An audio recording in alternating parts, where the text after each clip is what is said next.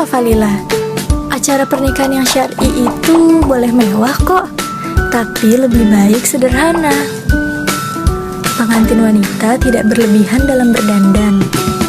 Kemudian saat akad, seharusnya mempelai wanita tidak ada di tempat. Ada baiknya pelaminan dipisah antara mempelai laki-laki dan perempuan. Tamu laki-laki dan perempuan dipisah dengan hijab agar tidak terjadi ikhtilat. Tersedia banyak kursi untuk duduk saat makan. No standing party ya dear. Assalamualaikum warahmatullahi wabarakatuh. Hai Sobat Muslimah, kembali lagi dengan Muslimah Peduli Umat.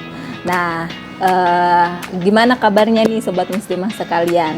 Semoga kita semua selalu dalam lindungan Allah Subhanahu wa Ta'ala. Amin ya Rabbal Alamin. Nah Sobat Muslimah, tadi kan Sobat Muslimah sudah lihat nih video sebelumnya. Nah pasti Sobat Muslimah sudah pada tahu kan kita akan membahas apa hari ini. Yap, kita akan membahas tentang nikah syar'i.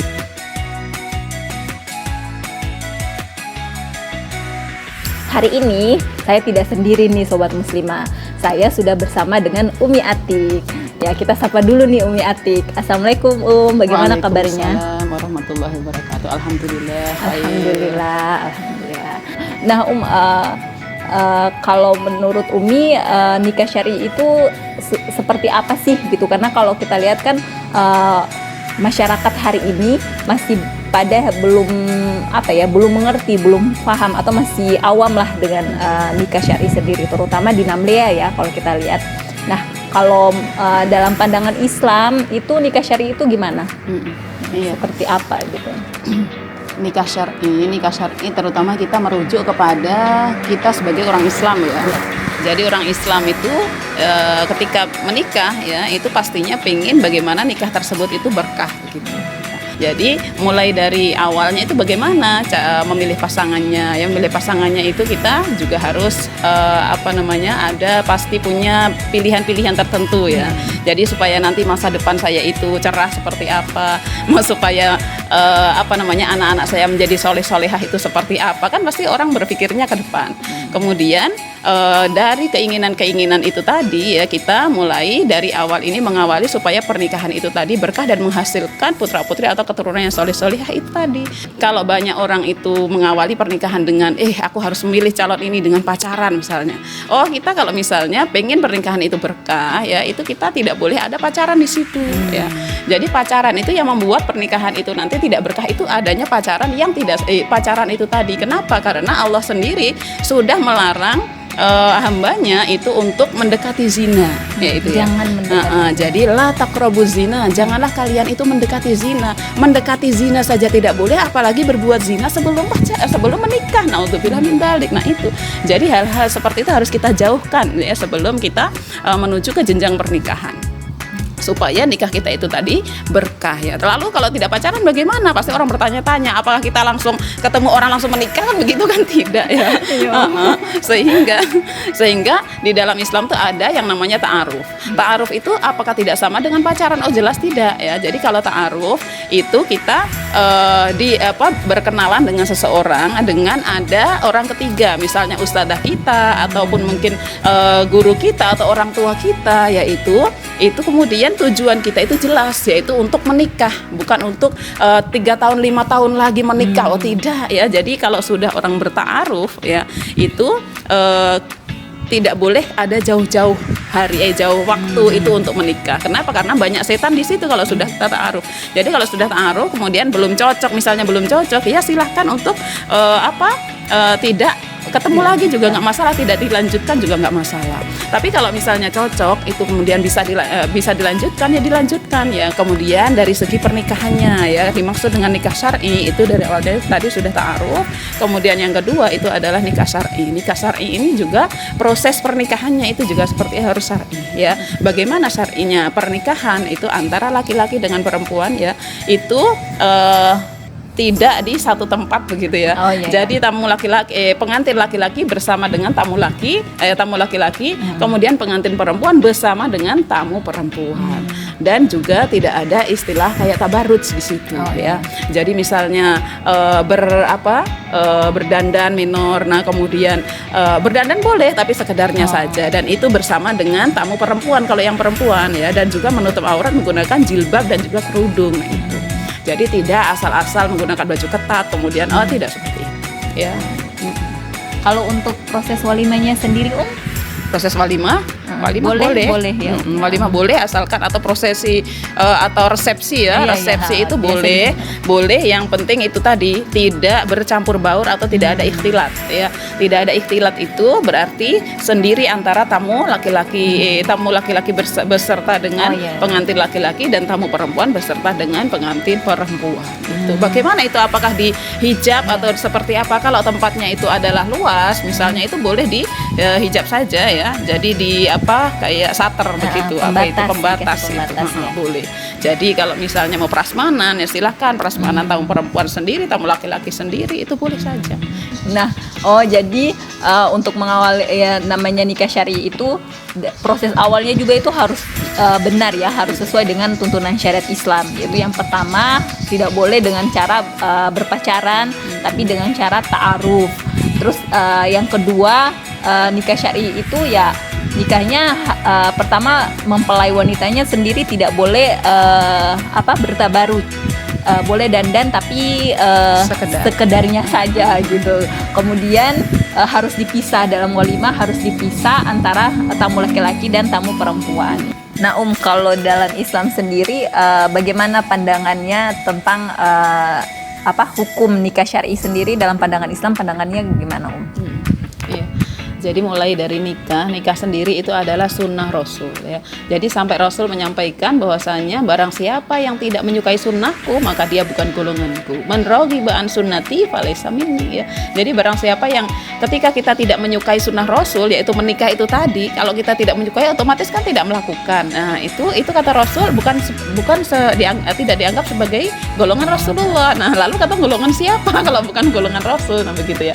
Jadi berarti hukum menikah ini sebenarnya adalah sunnah muakkad dan mendekati wajib ya. Jadi sunnah yang sangat dianjurkan sampai mendekati wajib ya, supaya umat Islam ini sangat banyak memiliki keturunan seperti itu. Jadi Rasul itu senang kalau umatnya itu banyak ya, itu seperti itu. Jangan dibanggakan oleh Rasulullah, itu adalah umat Islam yang sangat banyak sekali itu, dan apalagi berkualitas. Nah, itu luar biasa. Jadi kalau hanya banyak saja tanpa kualitas ya itu. Makanya kita bentuk keluarga kita ini nanti adalah keluarga yang sakinah mawaddah warahmah, kemudian punya kualitas-kualitas ilmu yang bagus atau kualitas misalnya Islamnya yang bagus. Nah, itu luar biasa itu ya. Jadi sunnah itu tadi, sunnah muakkad, yaitu sunnah yang sangat dianjurkan oleh Rasulullah. Jadi hukum nikah dalam Islam itu sunnah, tapi sunnah muakkad, sunnah yang dianjurkan ya ya. Saya lanjutkan sedikit. Itu tadi masalah nikahnya ya, jadi belum selesai ternyata. Kalau nikah syar'inya, nah itu nikah syar'i. Jadi nikah sendiri itu hukumnya sunnah muakkad dan mendekati wajib ya. Kemudian syar'inya ini adalah wajib ya, hukum menikah secara syar'i itu adalah hukumnya wajib ya. Jadi tidak hanya hukum menikah saja, lalu kondisi menikahnya ini tidak sesuai syariat alias ikhtilat antara laki-laki dan perempuan, tamu-tamu laki perempuan campur baur. Nah, itu kita tidak mau seperti itu, tapi nikah yang syar'i itu hukumnya wajib. Jadi sesuai dengan syariat. Kalau tidak sesuai dengan syariat berarti bagaimana? Apakah ada keberkahan di dalam menikah itu tadi? Takutnya tidak ada keberkahan ya itu. Jadi yang dicari orang menikah itu kan pasti keberkahan dan kebaikan setelah menikah. Supaya banyak kebaikan, nikahnya harus syar'i, yaitu sesuai dengan syariat. Jadi catatan penting ya untuk kita bahwa selain nikah itu dianjurkan dari Rasulullah, yang harus jadi catatan buat kita adalah nikah secara syar'i itu adalah wajib ya kan dalam Islam. Jadi wajib kita melakukan acara pernikahan itu secara syar'i sesuai dengan tuntunan syariat Islam. Nah, terus bagaimana nih dengan adat istiadat sebelum maupun saat menikah atau sesudah nikah itu? Kalau apalagi di tempat mungkin tempat kita masing-masing pasti ada adat istiadatnya masing-masing ya. Misalkan adat istiadat seperti sebelum menikah itu ada foto prewed, kemudian pingitan, kemudian menentukan hari baik, atau mungkin pawang hujan gitu. Nah, tukar cincin juga gitu. Nah, dalam Islam sendiri gimana nih pandangannya? Iya. Adat istiadat kalau dalam Islam selama adat tersebut sesuai dengan syariat itu tidak masalah ya sebenarnya. Ya itu. Jadinya adat tersebut, adat istiadat dalam Islam itu kalau sudah melanggar syariat, nah itu baru tidak diperbolehkan. Contohnya seperti kalau misalnya mau nikah itu ada pingitan ya. Jadi kalau selama orang tua ingin menjaga itu nggak masalah kalau niatnya ingin menjaga. Tapi kalau ada niat-niat tertentu ya, yang nanti kalau begini dia nanti kecelakaan, nanti kalau dia itu yang nggak boleh, yang tidak boleh. Jadi hal-hal yang kurang-kurang baik itu jangan diyakini karena ya kalau diyakini itu terjadi betulan kadang seperti itu ya. Itu jadi kita doakan saja anak tersebut kalau tujuannya baik, misalnya tujuannya sebelum nikah harus ke sana untuk berdakwah. Nah, itu kita doakan semoga anak tersebut itu bisa selamat sampai di tempat tujuan dan kembali pulang dengan baik. Nah, seperti itu. Kemudian yang lain lagi foto prewed. Nah, foto prewed ini sebenarnya calon mempelai dua orang itu sebelum adanya akad itu sebenarnya belum sah untuk berdua-duaan, untuk melakukan segala sesuatu tanpa mahram. Itu kan tidak diperbolehkan gitu. Lalu bagaimana kalau misalnya untuk misalnya kayak kompromi nanti ini kalau masalah kompromi untuk masalah hal-hal yang sekiranya nanti harus dilakukan, ininya bagaimana, misalnya kayak undangannya seperti apa, kamu suka yang seperti apa, itu cukup menggunakan telepon juga nggak masalah, dan itu pun harus sesuai dengan hukum, maksudnya tidak melampaui batas. Jadi yang diomongkan itu cukup sesuai dengan masalah-masalah yang dibutuhkan tadi. Itu saja. Jadi tidak boleh berlebih-lebihan ya, sampai nanti melebihi batas ya, sampai berjam-jam. Nah, itu juga tidak boleh ya. Itu jadinya ada hal-hal yang dibatasi. Kenapa? Karena memang dia belum akad ini ya. Jadi belum ada hubungan sah yang harus membolehkan mereka berdua untuk berduaan tanpa mahram. Nah, seperti itu. Itu foto prewed. Jadi masih harus dibatasi karena calon mempelai tersebut belum ada akad nikah. Kemudian apalagi berikutnya lagi ada pawang hujan. Sebenarnya hujan ini ya, hujan itu kalau menurut ilmu sains itu bisa dialihkan ya. Itu kalau bisa dialihkan, misalnya hujan nanti sebelah mana, itu kalau menurut ilmu sains ya. Jadi ada ilmu-ilmu yang digunakan untuk mengalihkan hujan itu seperti apa, itu kalau orang yang ahli, orang yang pintar itu bisa. Tapi kalau misalnya berhubungan dengan masalah syirik ya, misalnya meminta bantuan si ini makhluk halus ini supaya dipindahkan ke sana kemari hujannya supaya nanti kita tamunya bisa datang semua, itu sebenarnya kalau kita kalau berhubungan dengan hal yang syirik seperti itu tidak diperbolehkan. Kenapa? Karena hujan ini kan memang rahmat dari Allah. Kalaupun misalnya mau mengalihkan hujan ya sesuai dengan hukum sains itu tadi ya, itu baru diboleh itu. Jadi ilmu-ilmu yang berkaitan dengan sains itu bisa saja itu. Tapi kalau misalnya berkaitan dengan syirik ya, itu yang tidak diperbolehkan ya. Jadi yang namanya adat istiadat kalau sudah melanggar syariat Islam itu tidak boleh ya ya. Tidak boleh. Ya, Masya Allah. Nah, kemudian pertanyaan terakhir nih Tadi kan dari tadi nih kita bahas tentang nikah syar'i, terus kan hukumnya, terus adat istiadatnya. Nah, tapi mungkin sobat muslimah pasti, dan termaksud saya sendiri juga mikir, wah gampang ya gitu kan, gampang. Nah, tapi secara kenyataan sendiri kan untuk merealisasikannya ini kan susah ya karena mengingat pandangan masyarakat yang masih awam tentang nikah syar'i sendiri gitu, termasuk orang tua kita. Nah, jadi gimana nih solusinya supaya kita meyakinkan nih atau memberi kasih tahu gitu ke orang tua ataupun keluarga terdekat kita tentang memahamkan mereka tentang nikah syar'i sendiri Iya. Untuk masalah memahamkan keluarga itu tidak mudah ya. Jadinya apalagi misalnya kita sendiri ini yang mengkaji Islam, kemudian orang tua kita ternyata baru tahu hal itu. Nah, itu masalah besar ya. Jadinya mulai dari sekarang, jadi sedini mungkin ketika kita mengetahui nikah syar'i itu harus seperti ini, nah itu kita langsung ajak ngobrol orang tua. Kenapa? Karena menikah ini hubungannya dengan keluarga besar, yaitu orang tua, kemudian dan saudara-saudara kita itu. Jadi yang kita ajak ngobrol pertama kali adalah orang tua kita. Jadi orang tua kita ini diajak ngobrol tanpa harus memaksa mereka. Jadi kita ajak ngobrol, nanti kalau nikahnya tidak syar'i takutnya begini mama, takutnya nanti ke depan itu adalah kita tidak mendapatkan keberkahan, sedangkan nikah itu adalah sunnah dari Rasul. Jadi kan kita maunya adalah dapat keberkahan dari pernikahan itu sendiri itu. Kemudian kalau banyak pelanggaran-pelanggaran dalam pernikahan, maksudnya pelanggaran syariat, itu takutnya kita juga banyak dosa di situ. Nah itu kalau orang tua kita, sambil orang tua kita doakan ya. Kita doakan kenapa? Karena memang masalah hati itu adalah urusan Allah ya. Jadi masalah mendapatkan hidayah atau tidak itu urusan Allah. Kita hanya berusaha supaya orang tua kita ini adalah memahami apa-apa yang kita sampaikan itu tadi. Jadi ya ketika kita mengkaji Islam, mendapatkan sesuatu ilmu ya kita sampaikan ke orang tua kita, harapannya orang tua kita bisa memahami hal itu. Jadi pertama kali kita ajak ngobrol orang tua kita. Kita ajak ngobrol orang tua kita, kemudian kalau misalnya orang tua kita masih susah untuk menyampaikan, kenapa? Karena keluarga besarnya ini nanti belum tentu menerima, kadang seperti itu.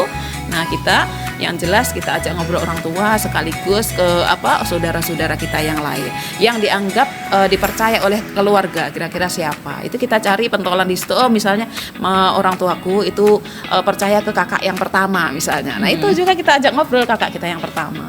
Atau mungkin paman. Nah, paman biasanya ini yang diinikan orang tua tuh biasanya paman itu yang dianggap itu dalam keluarga. Oh kita ajak ngobrol paman. Nah itu seperti itu. Kalau misalnya belum bisa karena kita ini anak-anak ya, jadi termasuk anak-anaknya ini biasanya susah untuk orang tua menerima, kadang seperti itu.